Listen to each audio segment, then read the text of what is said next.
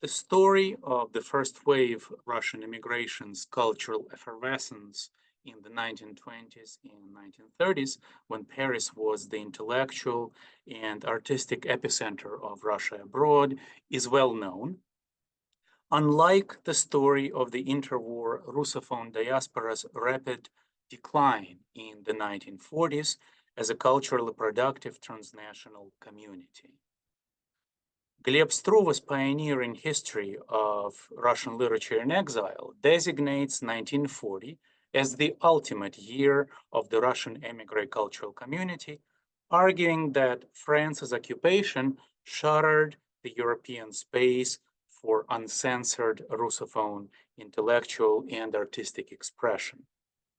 Struve set the tone for subsequent scholarship, you see it on the screen, such as Mark Raev's History of Russia Abroad, which also stops in 1940. Alternatively, Pyotr Kovalevsky traces the story of Russian émigré institutional and religious life into the 1970s, but devotes only 6 pages to the decade of the 1940s in a book of 350 pages. The geopolitical context of the Cold War helps explain such historiographic practices. Focusing on interwar Russia abroad, Gleb Struve implicitly contrasted the Russian-speaking diaspora's period of heightened cultural productivity to the concurrent ossification of intellectual and artistic life in the Soviet Union. Such juxtaposition discouraged attention to the 1940s when the creative output of the émigré cultural community plummeted. What's more, the experience of Russian émigrés in Nazi-controlled Europe and in the wake of the Second World War, marked by widespread pro-German and later pro-Soviet sympathies in Russia abroad, also discouraged Struve's attention to the decades of the 1940s because this experience fit poorly into the interpretive paradigm of democracy versus totalitarianism fashionable in the United States, where Struve was writing his history. Pyotr Kovalevsky's historical project similarly heeded Cold War logic. Writing in post-war France, whose intellectual life was dominated by communist sympathizers until pretty much the publication of Alexander Solzhenitsyn's Gulag Archipelago, Kovalevsky presented Russian exilic experience in a way that shielded anti-Soviet émigrés from the ambient hostility of the country's cultural elite. A nuanced historical account of Russia abroad, warts and all, had no place in Kovalevsky's project, which, among other things, swept under the rug the messy story of the Russophone diaspora's life under the German occupation and in the wake of France's liberation. As a result of such historiographic bias, our present knowledge about the third decade in the life of Russia abroad does not add up to a coherent vision of that transnational community's cultural twilight. Such lack of knowledge perpetuates the reductive simplification of the first wave immigration by obfuscating its transition in the 1940s from a diverse cultural community to the homogenized museum piece, ethnically Russian, religiously Orthodox, an exhibit in standard histories of Russia abroad. This is very true both of Mark Raev's book and of Pyotr Kovalevsky's book. For example, Russian-speaking Jews formed the second largest ethno-religious group in the post-1917 exodus from the disintegrating Tsarist empire. Yet, this fact barely registers in classic histories of Russia abroad. Such silence is particularly jarring against the backdrop of recent scholarship, which you see on screen, on Russian Jewish cultural creators and consumers in exile. The loss of the Russophone diaspora's Jewish minority in the 1940s was among the reasons for the rapid decline of the first wave immigration as a cultural force. But this loss, too, has been poorly explored and understood. Although the geographic expansion of Nazi Germany and the Soviet Union reduced free Russian cultural space in the 1940s, geopolitics did not play the decisive role in the cultural decline of the first wave emigration. After all, Paris and New York continued to offer such space to anti-Soviet emigres after the Second World War. Nor was the diaspora's demographic attrition a major factor in its precipitous decline as a productive cultural community. The size of post-war Russian Paris remained roughly the same as in the late 1930s. We must therefore account for other factors contributing to the breakdown of the creative engine of Russia abroad. And so today, I will examine several such factors, including the erosion of the Russophone diaspora's shared sense of purpose, its ethnic and intellectual homogenization, and the failure of Russia abroad to absorb the fresh wave of exiles from the Soviet Union displaced by the war, the so-called DPs.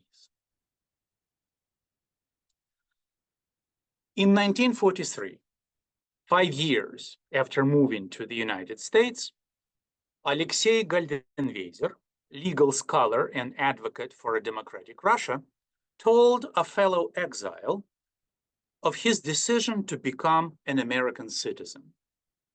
Sounding an apologetic note about his intention to, quote, take up foreign citizenship for strictly utilitarian reasons, Goldenweiser hurried to add that only a Don Quixote would not have done so under the circumstances. Goldenweiser had been among the lucky Jews who made it out of Nazi-controlled Europe with a US visa. Why should he feel guilty about naturalization in a country that had saved his life, as he knew in 1943? Nor was Goldenweiser alone to harbor such qualms.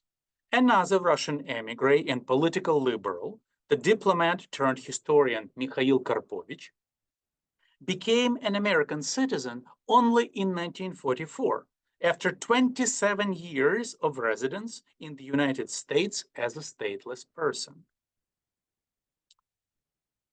The thing is that naturalization contradicted Goldenweiser and Karpovich's self-image as members of a diasporic community with a higher purpose or mission, as it was called at the time, the émigré mission. In the 1920s and 1930s, the myth of the Russian émigré mission gave shared purpose to a heterogeneous expatriate group, allowing it to form a transnational imagined community. For all its practical inconveniences, statelessness had one symbolic advantage. It signaled that an anti-Soviet exile was not an immigrant making a new home in a foreign country, but an émigré, whose expatriation was both an oppositional gesture and a temporary condition. Not accidentally, after the 1927 French citizenship law had reduced to just 3 years the required period of legal residence in the country, only 15% of Russian-speaking refugees in France, or about 10,000 people, became French citizens before the Second World War. Only 15%. In Germany, exiles also signaled their appartenance to Russia abroad by avoiding naturalization. Quote, of course, being 100% of German stock, I nonetheless remained stateless, reported General Alexei von Lampe to the ideologue of the White Cause, Ivan Ilyin. This allows us to appreciate the magnitude of the shift which occurred in Russia abroad in the 1940s.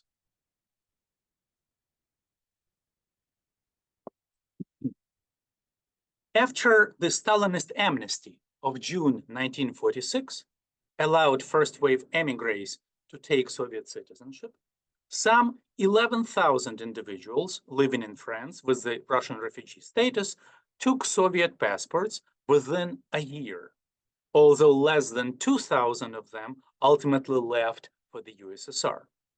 Concurrently, between 1946 and 1951, French authorities recorded 7,500 naturalizations among Russian refugees. According to an official French status, in 1954, the census conducted by the French authorities recorded 35,000 people with the Russian refugee status still living in France. This means that close to a half of France's Russophone diaspora, estimated at around 65,000 people on the eve of the Second World War, severed symbolic ties of Russia abroad by becoming either French citizens or Soviet citizens. So they severed symbolic ties to Russia abroad as an oppositional cultural community in the late 1940s. This process unfolded in tandem with the rapid decline of Russophone education in France. Over 100 Russian schools functioned in interwar Europe as part of the émigré mission to preserve and pass on the values and traditions threatened in the USSR.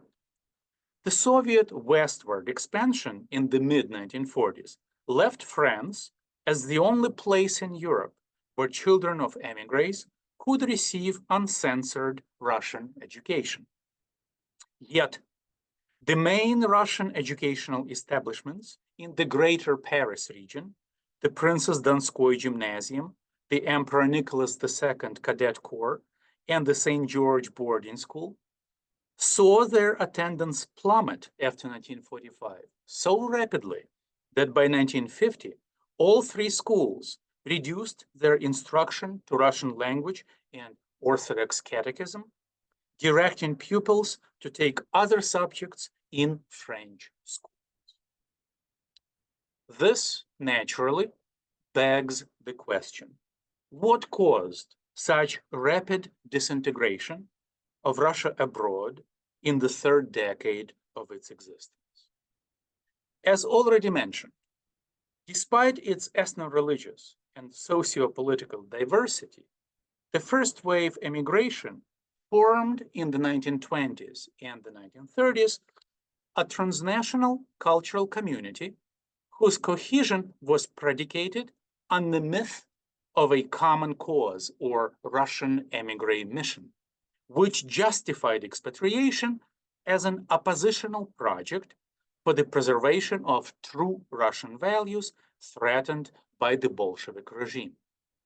The Second World War destroyed that unifying project. It destroyed the Russian émigré mission. In the year 1940, all European countries with Russian-speaking populations came under Nazi or Soviet control. This resulted in the disappearance of the press and publishing network, which had previously bound together Russia abroad. A year later, the German attack on the Soviet Union further eroded the diaspora's cohesion, pitting the émigrés who rooted for Hitler as Russia's liberator from communism against fellow exiles who wished for Soviet victory in the hopes that it would spark a Russian national revival that would ultimately overthrow the Soviet rule. Both camps saw in the German-Soviet war a renewed promise of homecoming, but their positions were irreconcilable. Already in 1942, the Dresden-based philosopher Fyodor Stepun shared with the literary historian Alfred Böhm in Prague his fear that wartime geographic and political fragmentation eroded the Russophone diaspora's common cause, общее дело. Since that unifying cause or mission gave Russia abroad its spiritual ethos and existential rationale, its loss meant nothing less than the anti-Soviet emigration's demise as a cultural community, repeatedly mentioned in the correspondence of the writers Boris Zaitsev and Ivan Bunin, who spent the war years in occupied France. In the wake of France's liberation, another conflict further undermined what had been left of the unifying myth of the émigré mission. Those émigrés who remained faithful to the community's original anti-Soviet ethos had to confront fellow exiles, styling themselves as Soviet patriots for reasons ranging from political opportunism to the genuine belief that Russia abroad should make peace with the USSR because victory over Germany legitimized Stalinism as a valid form of Russian national government. Such attempted reconciliation, culminating in the February 1945 visit of a group of prominent Russian émigrés to the Soviet ambassador in Paris, negated the very essence of Russia abroad as an oppositional community. Hence, the novelist Mark Aldanov's remark, I quote, "I have always understood the meaning of the expression His Majesty's opposition, but I cannot grasp the meaning of His Majesty's emigration."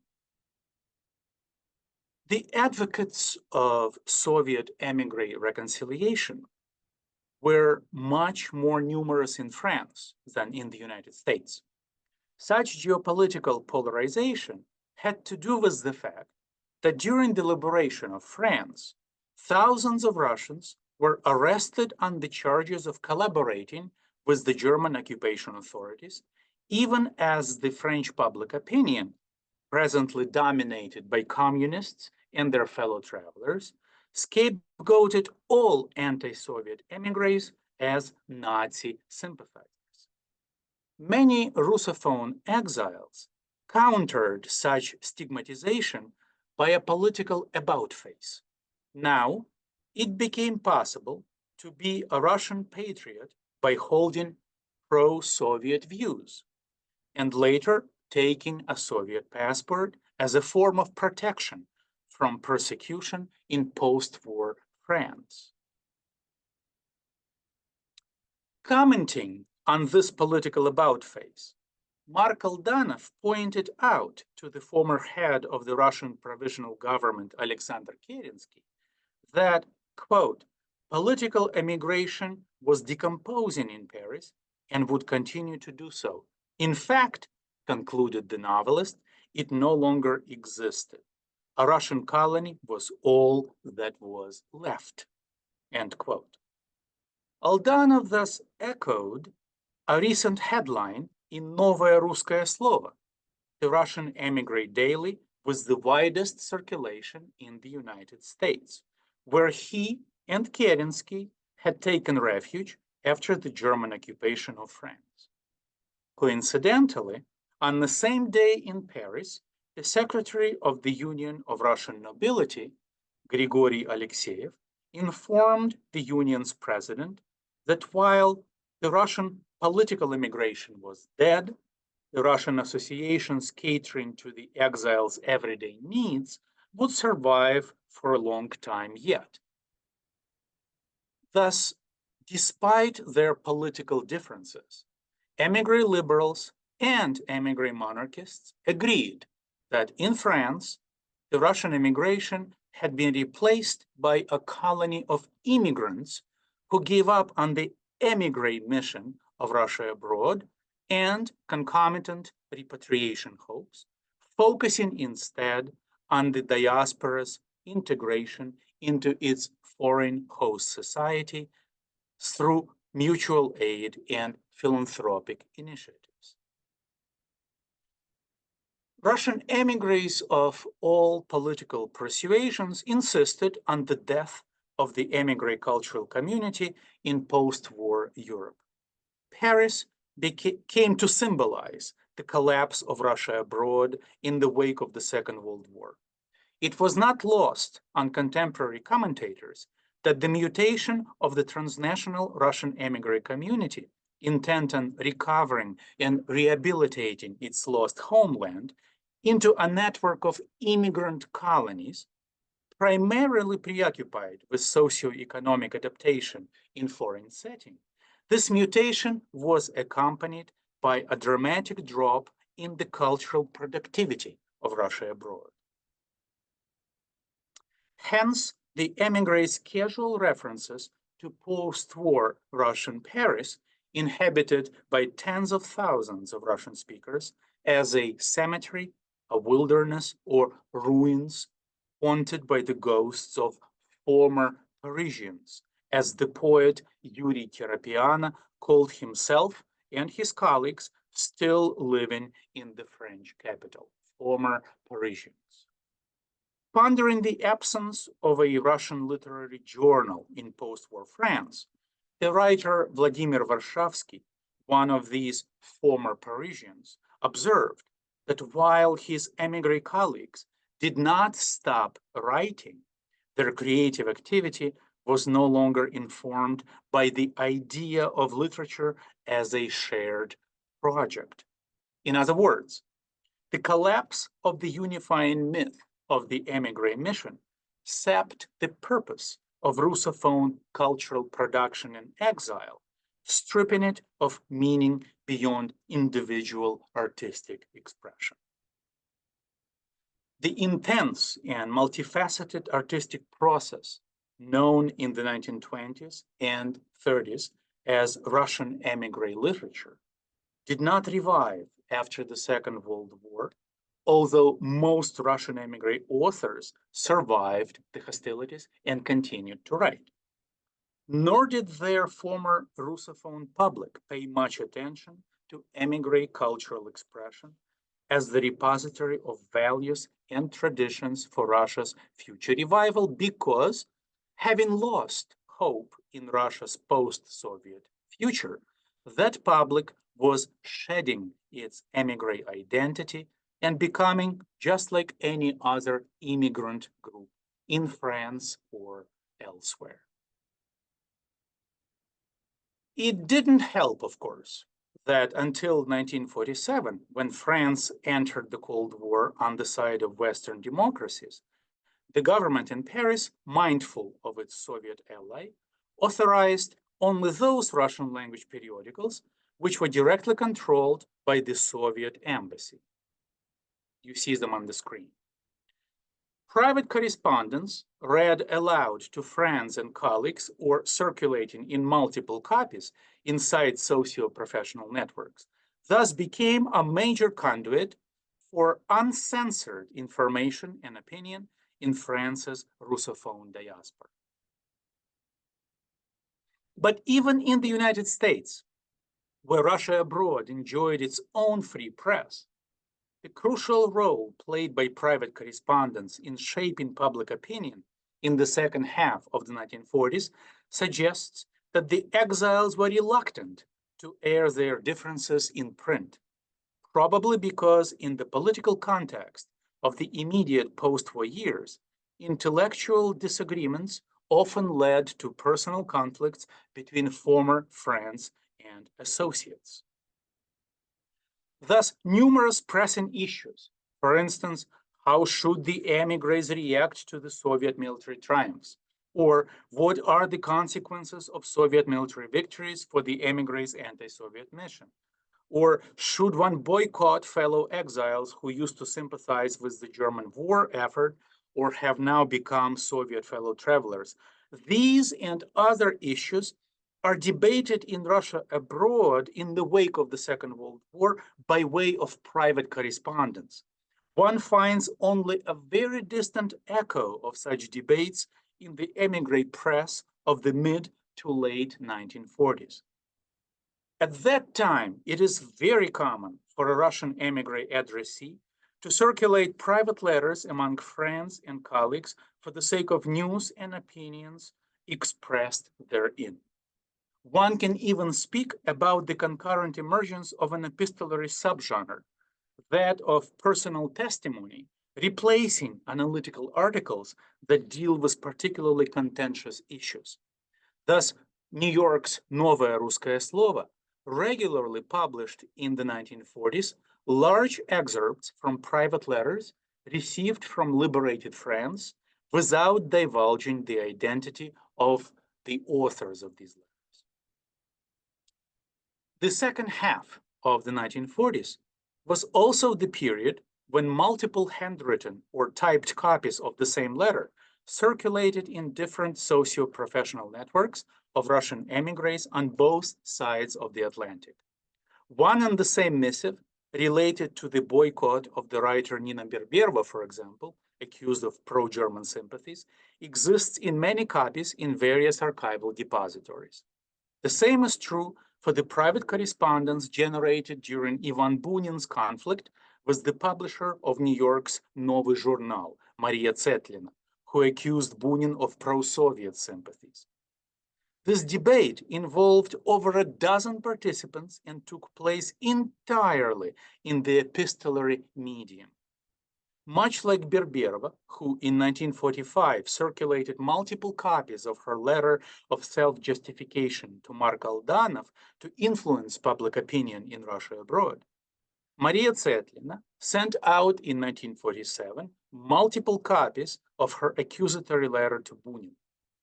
These were not open letters because neither author wanted to have them published in the Russophone press. Yet, both letters circulated widely inside networks of émigré intellectuals on both sides of the Atlantic, stimulating intense debate, much of it by way of private correspondence. No mentions of Berberova's boycott or Tsetlina's attack on Bunin made it into print. But both events unleashed a private epistolary flood engulfing the public sphere of Russia abroad. Not surprisingly, then, a historian of the Russian emigration learns more about that cultural community in the 1940s from private correspondence than from its periodical press. As I have already mentioned, France's entry into the Cold War allowed for the reappearance of the Russian émigré press in Paris. But this did not slow the Russophone diaspora's communal disintegration, because instead of reviving the unifying myth of the émigré mission, these periodicals repelled much of the exiled intelligentsia by their monarchist and ecclesiastic bias. In their private correspondence, the writers Nadezhda Tefi and Ivan Bunin mockingly called the Parisian weekly «Русская мысль» the diocesan newsletter «Епархиальные ведомости». The gravest symptom of the émigré cultural community's rapid decline was the reluctance of many members of the liberal intelligentsia, the engine of artistic and intellectual life in interwar Russia abroad, to resume cultural activity in France. Mark Aldanov, who moved back to France after the war, strictly limited his Russophone publishing to the United States. The writer summed up his reasons while commenting on the absence in post-war Paris of a Russian daily that would continue the democratic tradition of Pavel Milyukov's pre-war newspaper «Последние новости». I quote, "A newspaper of this kind would not find today the necessary number of contributors or a relatively sizable readership," reasoned Aldanov. I do not know what percentage of Russian émigrés in Europe sympathized with the Germans before 1944 and since 1945 with the Bolsheviks. but they represent a very large part of the emigration. One could not possibly write for them. Add to this the loss of 65,000 murdered Jews who used to read последние новости, it means across Europe, the loss of Poland, of the countries bordering the USSR, of Czechoslovakia, of the Balkans. So who is going to buy this newspaper? Ended Aldanov. It is noteworthy that Aldanov treats as equally important the geographic shrinking of Russia abroad, its ideological fracturing, and the disappearance of its Jewish component. On the eve of the Second World War, the Jewish minority represented at least 7% of France's Russophone diaspora, or around 6,000 individuals. Preliminary results of my research into the first wave emigration in the 1940s show that at least 1,500 Jewish members of Russia abroad managed to flee overseas from occupied France. Most of them stayed in the United States after the war, withdrawing from Russian émigré life in France. Some 500 Russian émigré families also managed to cross into Switzerland, escaping anti-Semitic persecution. Finally, at least 1,100 victims of the Holocaust in France belonged to the Russian émigré cultural community. One must bear in mind the central role played by the Jewish intelligentsia in the cultural life of interwar Russia abroad. The anti-Soviet diaspora in France, the brain of Russia abroad, lost to ethnic cleansing its major cultural driving force, including both cultural producers and consumers. Among the Russophone Jews deported from France to Nazi death camps, a quarter exercised professions requiring university training: physicians, jurists, scientists, etc.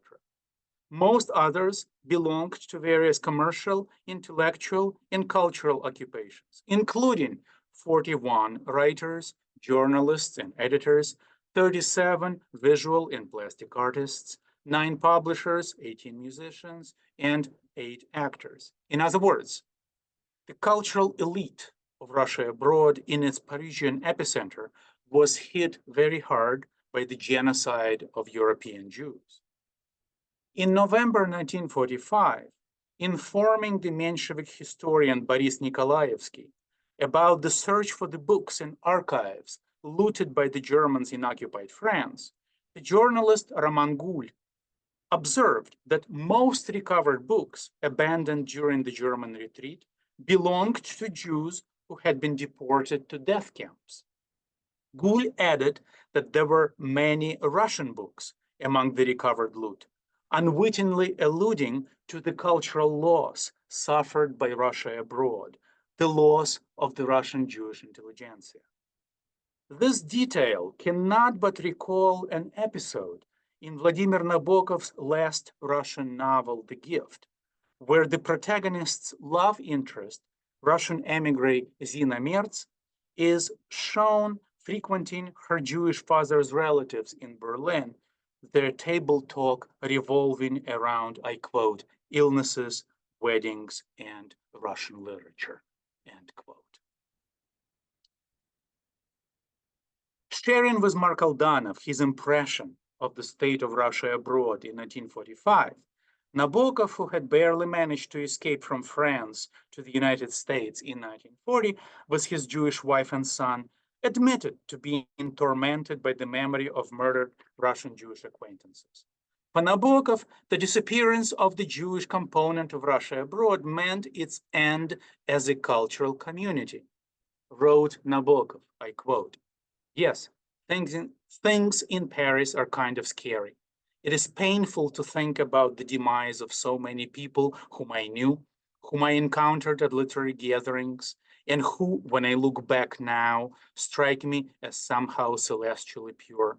The Russian emigration in Paris resembles the shriveled and skewed remnants of an Easter cake that one is vainly trying to return to its original pyramid shape on Monday after the holiday, end quote.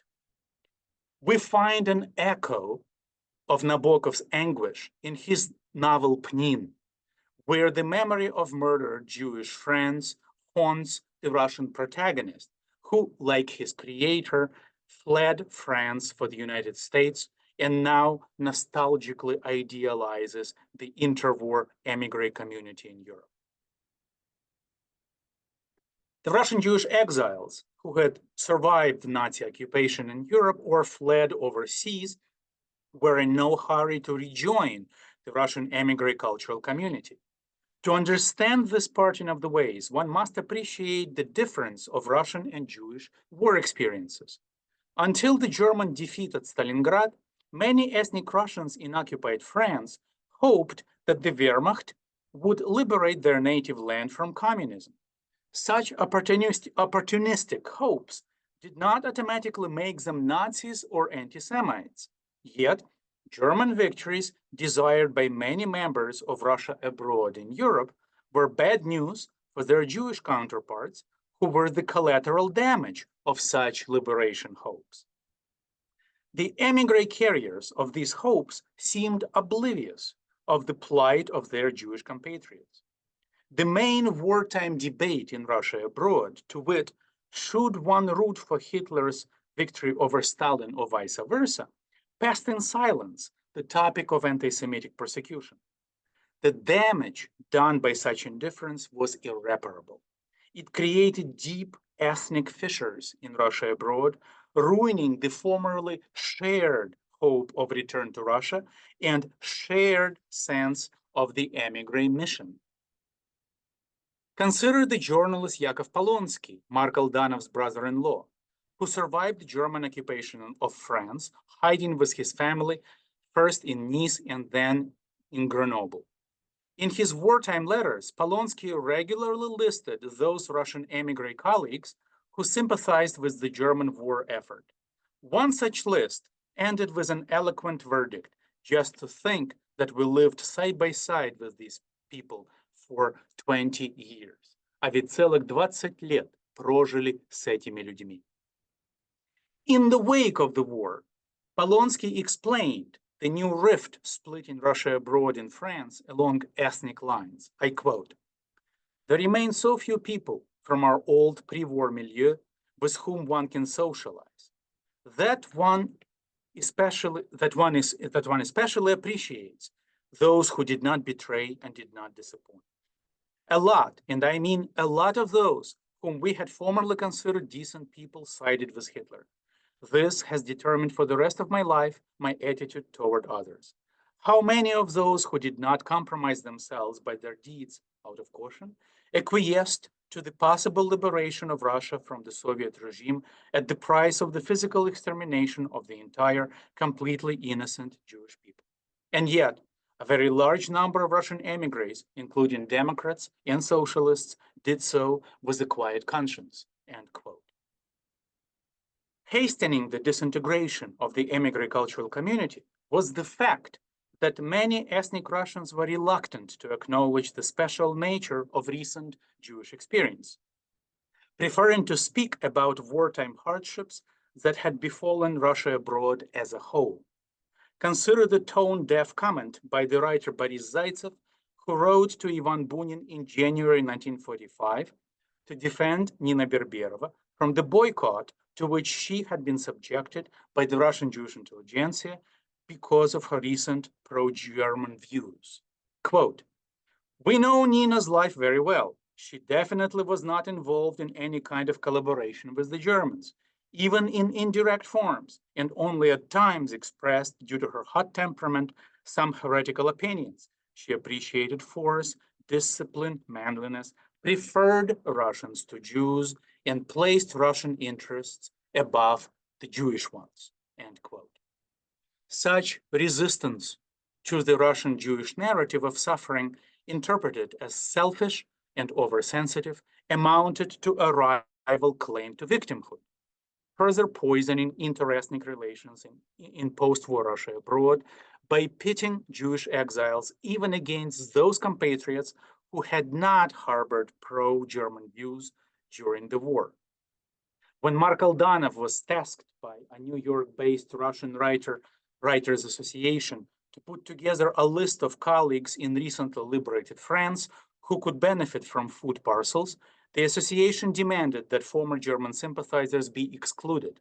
Aldanov asked the literary critic Georgy Adamovich, who had spent the war in France and was known for his anti-Nazi views, to advise him on the candidates for the list, but Adamovich refused, suggesting that instead of sorting writers by their recent political attitudes, Russian émigrés should arrange a solemn tea party during which, with tears and embraces, they would forget their shared sins. Adamovich's position shocked Aldanov. Quote, "You write that we should arrange a solemn tea party during which, with tears and embraces, we will forget our shared sins," Aldanov retorted. The late Ilya Isidorovich Fandaminsky, who was deported to a Nazi death camp, would have probably given you his blessing, but they burned him in a furnace. Yes, they burned him. Should we be arranging a tea party and embracing those who sympathized with the very people who burned him in a furnace? I will sit this one out, end quote. In other words, Russian Jewish émigrés were no longer willing to subordinate the Jewish part of their identity, awakened by war experience, to the unifying mission of Russia abroad. Many surviving members of the Russian Jewish intelligentsia withdrew from Russian émigré cultural life in France. As already mentioned, Aldanov did not publish a single line in France's Russophone press after the war, for fear of ending up in the company of former German sympathizers or current Soviet patriots. This was also the case for Semyon Ludsky, the poet Semyon Ludsky, and for the poet David Knut. For Russian Jewish survivors in post-war France, dealing with the legacy of the Holocaust replaced their former devotion to the cultural mission of Russia abroad. Consider the early history of the Center for Contemporary Jewish Documentation, whose goal from the outset to our own day has been to study anti-Semitic persecution in wartime France. The center was created clandestinely in 1943 in Grenoble by Isaac Schneersohn, a Russian Jewish industrialist, aided by several other émigrés. Moving to Paris in 1945, the center launched a Francophone book series whose contributors were mostly Russophone Jewish émigrés who no longer participated in Russian émigré cultural life. However, the state of the Russian émigré community on the other side of the Atlantic was hardly better. The steady stream of the new Russophone arrivals from Europe did not translate into the emergence of a newly vibrant cultural epicenter of Russia abroad overseas. Post-war New York remained a pale shadow of interwar Russian Paris, although demographically they became quite comparable due to the influx of the second wave emigration from the Soviet Union, made up of the persons displaced by the war, or DPs, who did not wish to remain in Europe. As the number of Soviet DPs increased steadily in the United States, these newcomers ran into apprehension and hostility on the part of first-wave émigrés. No fusion of the two Russophone diasporas took place, in part because many members of Russia abroad, rightly or wrongly, saw Soviet DPs as Nazi collaborators, a presumption of guilt that ran particularly high among the Jewish survivors who had managed to flee Nazi-controlled Europe for the United States. By 1948, the debate in New York's Russian émigré circles about Soviet DPs became so heated that it split socialist groups along ethnic lines. Ethnic Russians, such as the socialist revolutionary Alexander Kerensky and the Menshevik Boris Nikolaevsky, advocated for the political re-education and integration of the Vlasov army veterans into the intellectual and cultural life of Russia abroad to stem its demographic decline. This position alienated Kerensky and Nikolaevsky from many colleagues and friends, especially fellow exiles of Jewish extraction, for whom the Vlasov army veterans were unacceptable allies in the struggle against the Soviet regime. Quote, a couple of years ago, you wrote that the Russian emigration in Paris reminded you of an Easter cake, whose remnants one vainly tried to return to its proud shape on Monday after the holiday, wrote Mark Aldanov to Vladimir Nabokov. You were so right. Are you reading Novaya Ruskaya Slovo, where a version of this Monday Easter cake is on display in the scandal about the Vlasov army soldiers?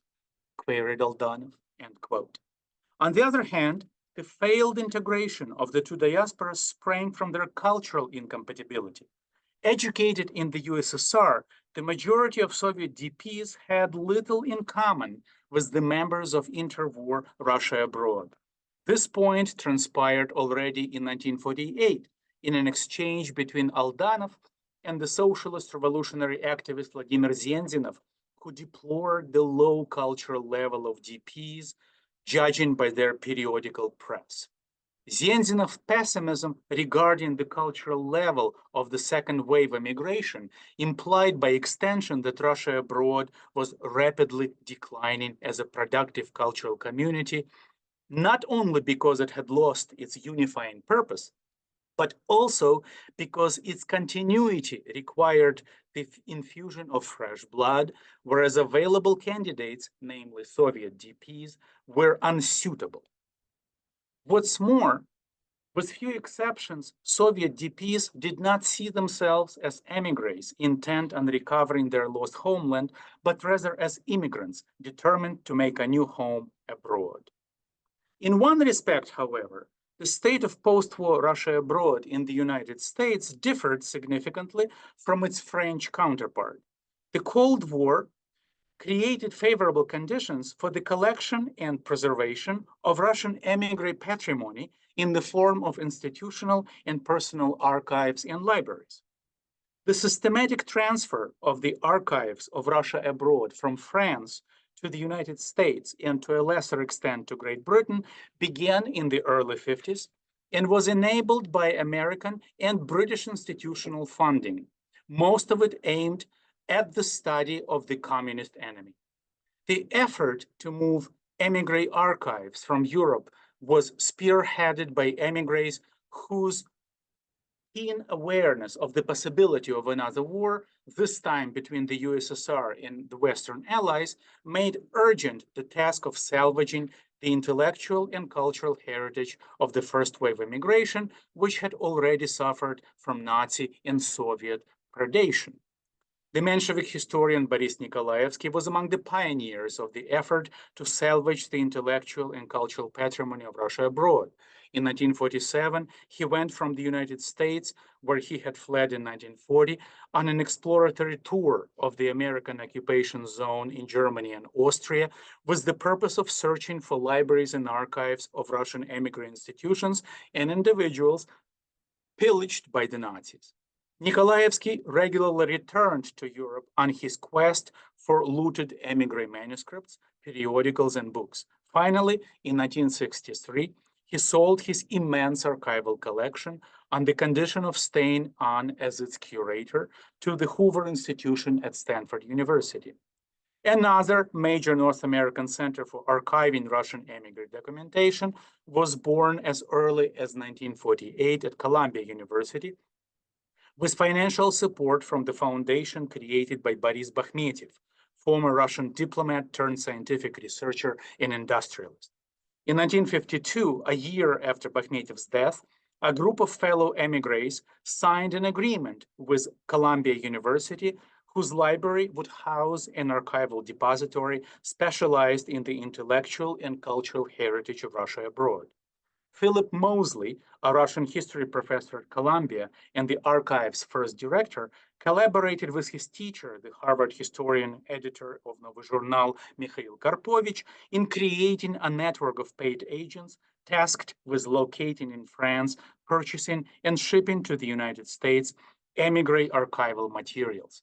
By the spring of 1954, one of these agents reported from Paris that he had sent to Columbia University 65 crates filled with manuscripts and was in the process of assembling many more.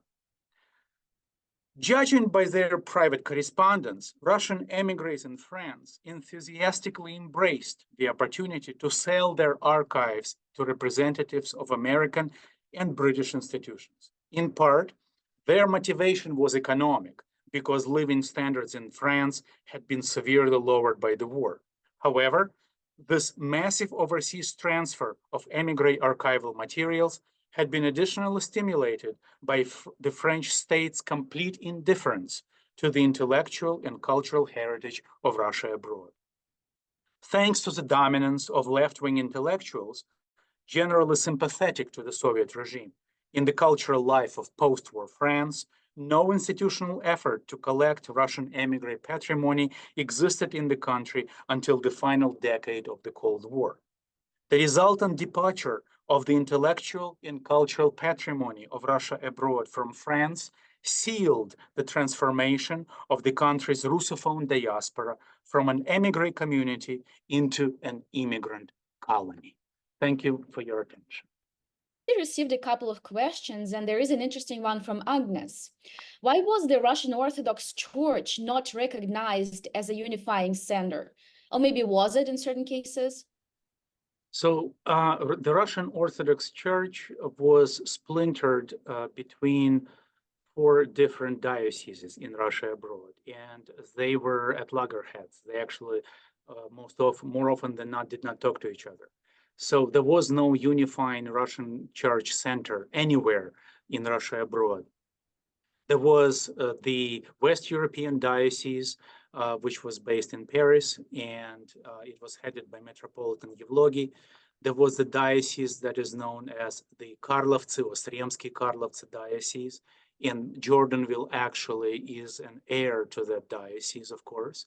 There was also the Moscow Patriarchy diocese, which did not sever its ties to the Soviet church, if you will, Soviet-controlled church in Moscow.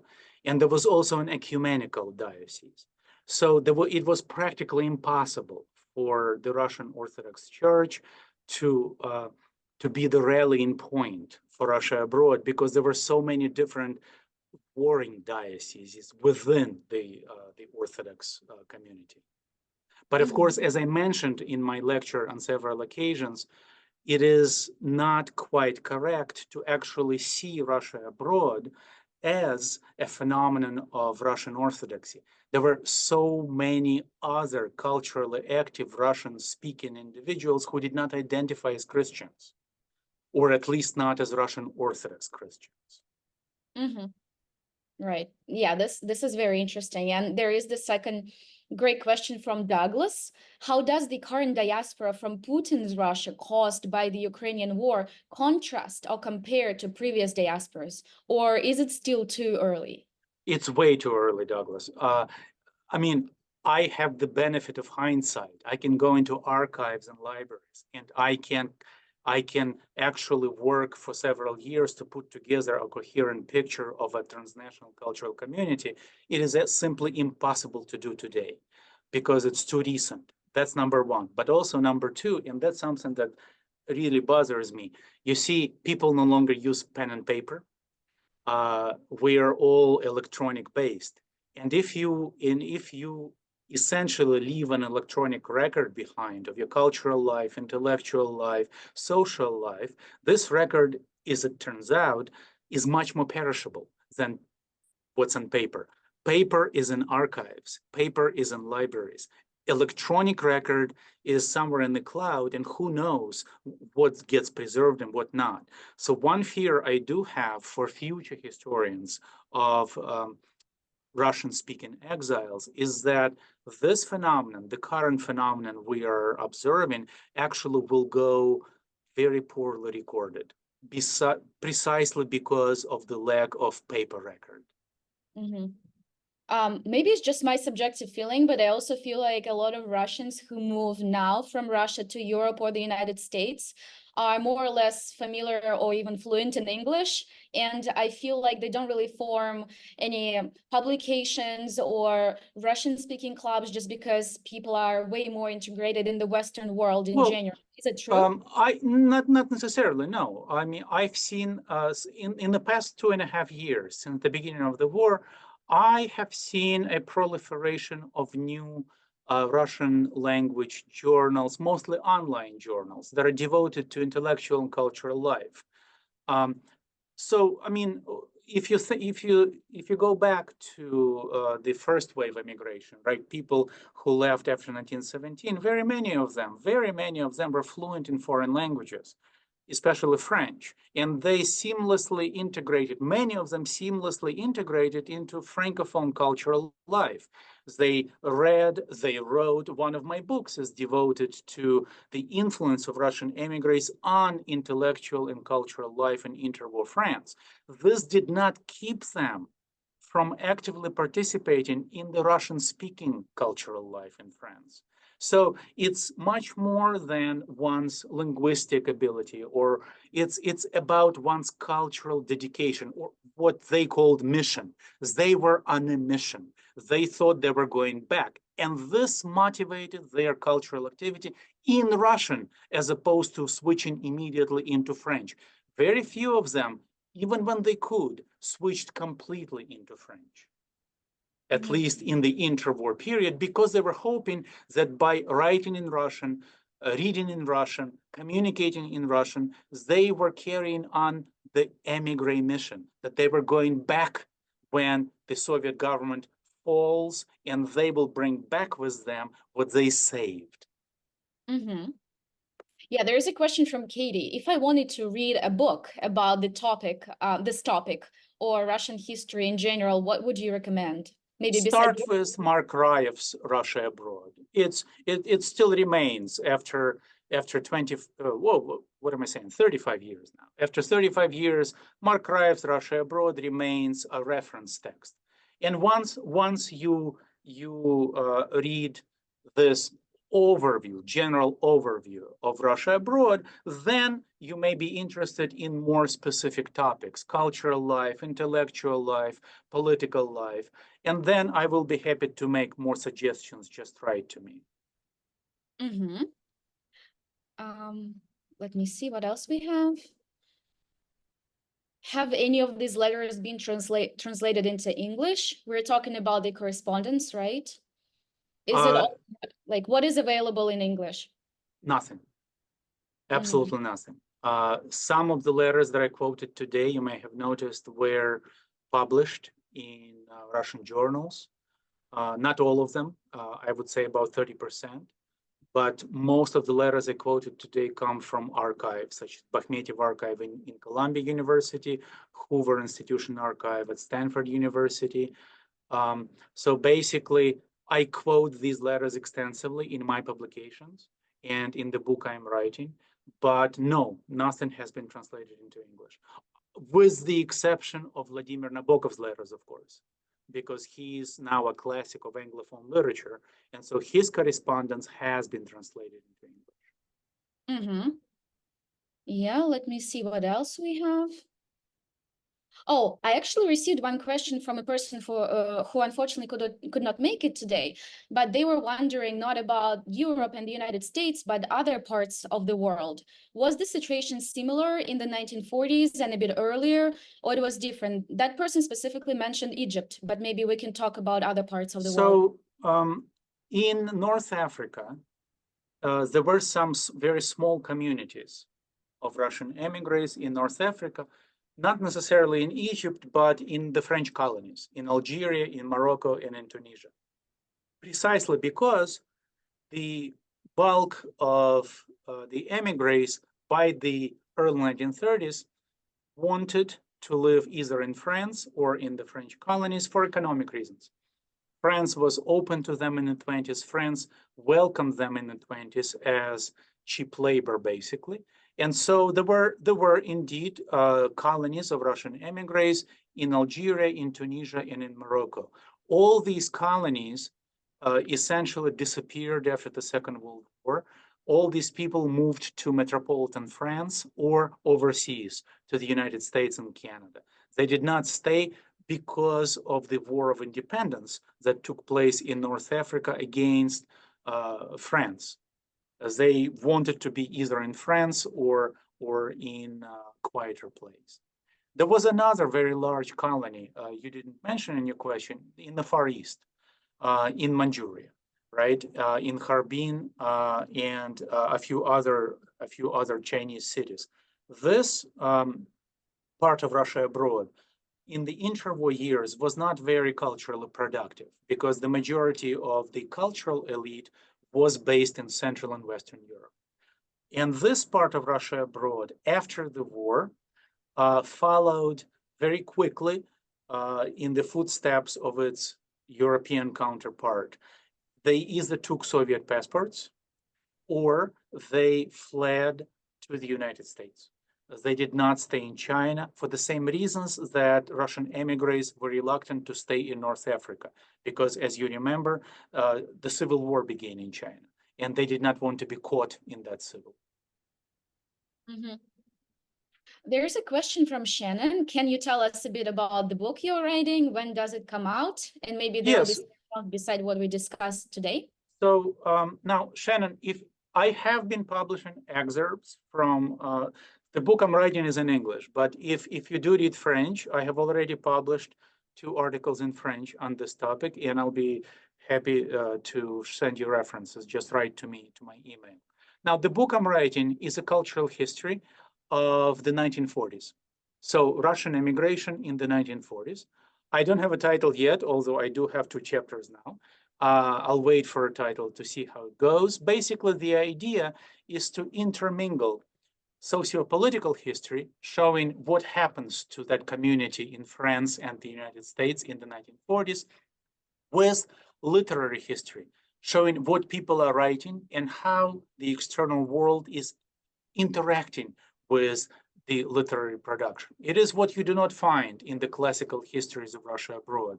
As I mentioned in the beginning of my lecture, Gleb Struve stops in 1940, and he pays very little attention in his history of Russia, of the Russian immigrant literature to the period of the 40s. Mark Rayev doesn't touch the period of the 40s, Kovalevsky neither. And so I am interested essentially in writing the cultural history of the end of a community.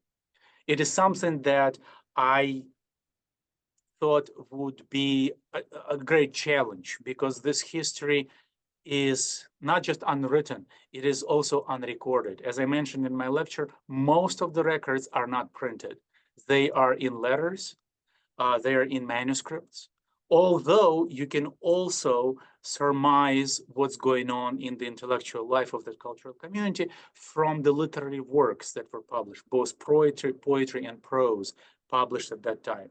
Another thing that I'm trying to do in this project is to integrate Russian exilic history, the history of an émigré community, with the Holocaust history, because it is impossible to understand the end of Russia abroad as a cultural community without studying the impact of the genocide of European Jews on the Russian cultural community, because so many Russian-speaking cultural producers and cultural consumers were Jews.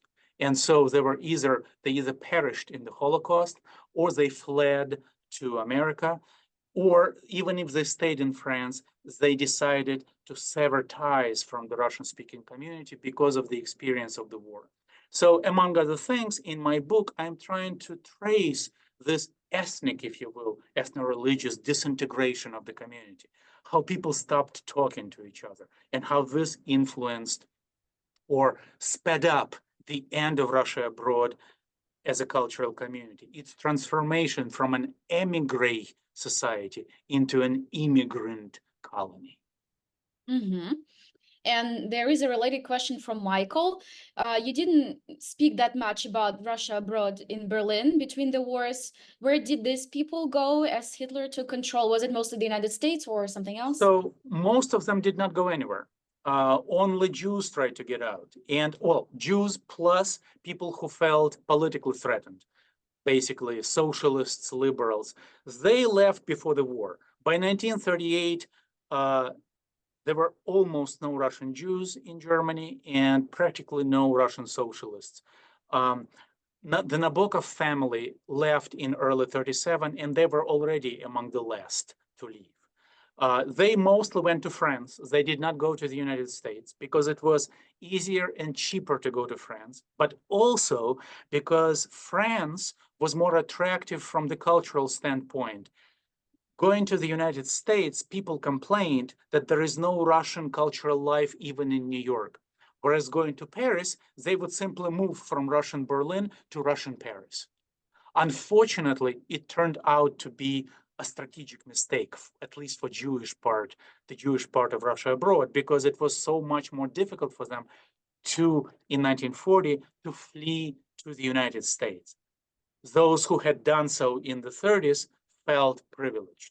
And so, for instance, Alexei Goldenweiser, whom I quoted, right, that lawyer who said that he was going to get naturalized in the United States, he's an example of someone who left Berlin directly for New York in 1937.